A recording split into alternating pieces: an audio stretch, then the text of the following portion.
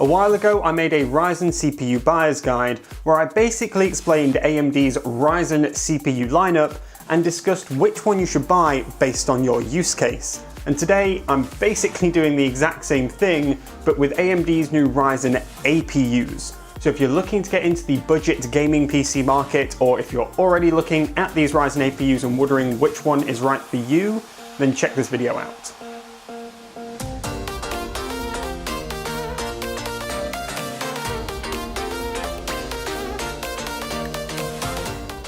Hey everyone, this is Frank here. Welcome back to Jaeger Tech. The new Ryzen APUs have just launched and they are very interesting because if you didn't know, they are basically a Ryzen CPU with Vega compute units on board. So this basically means that they are Ryzen CPUs sandwiched together with a Vega graphics card.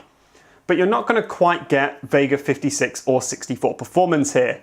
In fact, you're going to get nowhere near those graphics cards because they have to provide this with strict power constraints and heat output, and on the same motherboard as the standard Ryzen CPUs, which, as well as a lot of other things, just causes a sheer size problem of the package. So instead, these aren't meant to be high-end graphics performers and are instead targeted at the low end of the performance spectrum. However, if you remember AMD's last lineup of APUs, then you might be forgiven for being a bit skeptical about these new ones because, if we're being honest, the last ones, they just kind of sucked.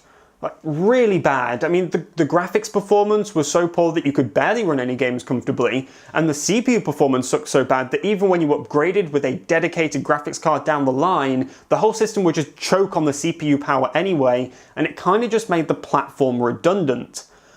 But these new ones look a lot more promising. And so today we're going to be going over their performance of both the CPU and GPU components in both heavy tasks and gaming, and we're going to look at how they slot into the market and whether they're worth buying, and as a result, when you should consider purchasing one. First of all, there are currently two models of Ryzen APU, the Ryzen 3 2200G and the Ryzen 5 2400G. Now, let's get the CPU performance out of the way just to start with. The Ryzen 3 and Ryzen 5 APUs have very comparable CPU performance to the Ryzen 3 1300X CPU and the Ryzen 5 1500X CPU. If you want to learn more about those and figure out which one is best for you, then check out the video I did on the Ryzen CPU lineup. Now, there are some differences. There are PCIe lane differences and minor clock speed and cache changes, but I really wouldn't get bogged down with these, especially if you're looking at one of these APUs for a gaming system. Just consider the Ryzen 3 and 5 APUs to be equivalent to Ryzen 3 and 5 CPUs because the performance just comes out as pretty much the same. There's really no need to get bogged down by everything. Now, the graphics performance of these APUs is where things get interesting. So the Ryzen 3 2200G has 8 Vega compute units on board, and the Ryzen 5 2400G has 11. And this will mean that there is a noticeable difference in graphical performance between the two of them. But how does this compare to modern dedicated graphics cards? Well, if you're in the market for a budget gaming PC today, then you'll want to be looking at either the NVIDIA GT 1030 GPU or the AMD RX 550. These are the low-end entry-level graphics cards that you want to be looking at for an entry-level budget gaming PC. And if you're looking for pure price to performance for that entry-level gaming PC, then you'll want to pair them with the Pentium G4560 CPU from Intel. For a number of reasons, this just comes out to the best price to performance. It's just absolute performance per dollar. You can look at upgradability and other things, you might want to go with something else, but for price performance, that's what you want to go with. But here's the interesting part. The Ryzen 5 2400G on its own performs very similarly in games to the G4560 when paired with one of those budget graphics cards. And it does it all while costing basically the same, and while it fits it all onto one CPU package that goes into a standard AM4 motherboard, making it very tempting. And the Ryzen 3 2200G, again, standard motherboard, all on one package, provides slightly worse performance than those other systems, but does it at a slightly lower price tag. Again, it makes it very tempting for a budget gaming PC. Now, the 2200G will play most games at 1080p at reasonable frame rates and settings, but will choke on some. Whereas the 2400G provides you a playable experience in basically every game that I've seen. So those are your two options basically.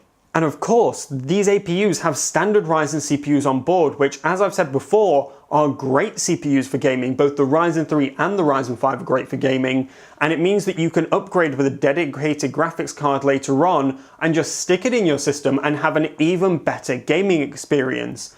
That makes them a really good option for an entry-level gaming PC because it means you can get the APU today, game, have a reasonable experience, and when it comes to that upgrade down the line, when you have a bit more money, you can just get a graphics card and plug it in. There's no flipping your old graphics card in order to get the money back or anything.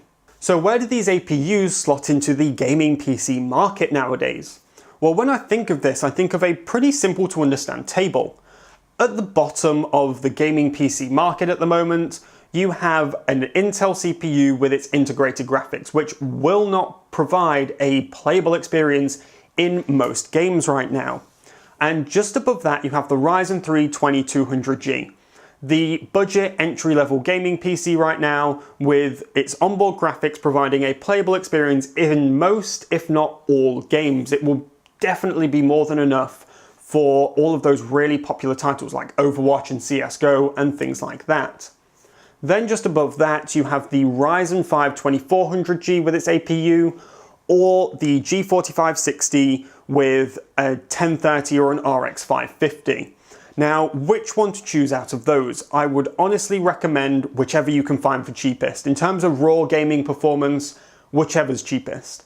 If they come out to roughly the same price when you're looking to make your build, then I would honestly prefer the APU, just because the AM4 platform is going to be supported a lot longer. The Intel G4560, the platform that it is on, is already outdated in Intel's lineup, and the Ryzen CPU already has a better upgrade path with more upgrades to come.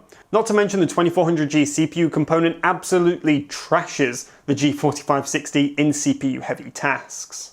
And then above those systems, you basically have any competent CPU for gaming, which is most Ryzen and Intel CPUs at the moment, paired with successively better graphics cards. So the GTX 1060, 1070, 1080, or the AMD equivalents in performance, RX 580, Vega 5664, or whatever. So in my opinion, these APUs actually slot quite nicely into the current market. And what they're doing is, number one, providing a more budget entry-level gaming PC option in the Ryzen 3 2200G. It means you can get a gaming PC for slightly less money than you could do before and still get reasonable performance. And what they're also doing is providing a very good opposition to Intel's current hold on the budget gaming PC market, because up until now, you basically had to go with the Pentium G4560, whereas now you have the option of paying a bit less for the Ryzen 3 APU, or a bit more, the same as the G4560 in fact, for the 2400G. And if they are roughly the same price, like I said, I would go for the APU for the reasons I gave before. Now the conclusion here is basically that these APUs provide pretty decent value for money. If all you can afford is a gaming system with a Ryzen 3 or a Ryzen 5 APU in it, then it's going to provide a reasonable experience for the amount that you're paying for it. And that is fantastic, because what I see these as are a stepping stone to get into PC gaming. By providing that slightly cheaper option and by providing it all on one CPU package, which is slightly less daunting to somebody getting into PC gaming than having to find a graphics card and then install a graphics card. I know it doesn't seem like much, but all these things are just lowering the barrier to entry, and it means that more people are gonna get into PC gaming, which I think is a cause that we can all get behind. And of course, once they've got their APU and they're having a nice time playing some games, at some point they're gonna get the upgrade itch, and it's gonna be perfectly fine because they can just buy a graphics card, install it, and have a great experience with their dedicated graphics card because the CPU on board can handle it, unlike the APUs of old. So the performance is good both on the GPU and CPU side of things, meaning that upgrades are easier and it provides a lower barrier to entry with this stepping stone system of getting more people into PC gaming. These APUs sound fantastic, and they are for all the reasons I just gave, but there is a catch, because of course there's got to be a catch, and at the moment the catch is DDR4 RAM prices. Now, whereas an entry-level dedicated graphics card system like I talked about before will want to use a similar amount of RAM to the APU system, the APU system is going to benefit a lot from faster RAM speeds. And that means that a lot of the time you'd have to pay more for RAM for an APU system, pricing them out of the market compared to the dedicated graphics card competitors. Now, I do expect RAM prices to go down at some point, so that's why this is a catch at the end of the video. But at the moment, you can find good deals on faster RAM if you keep your eye out, but that's really not a solution to this problem, and it is a serious problem for the APUs at the moment, so I had to mention it. Okay, I think that wraps it up for this video. Thank you all very much for watching. I hope you enjoyed this one. Please let me know what you think of these Ryzen APUs down below in the description. Do you think they're a fantastic budget gaming PC option, or do you think they're more like the APUs of old? As always, would love to hear what you think. But other than that, go and check out my channel and consider subscribing if you like what you see. I'm going to be bringing you a lot more content just like this one. And as well as that, follow me on Twitter. I'll put a link to my Twitter down in the description. I just tweet out general tech stuff that I'm doing, things that are coming up on the channel and things like that. But other than that, this has been Frank Jaeger with Jaeger Tech. Have a good one.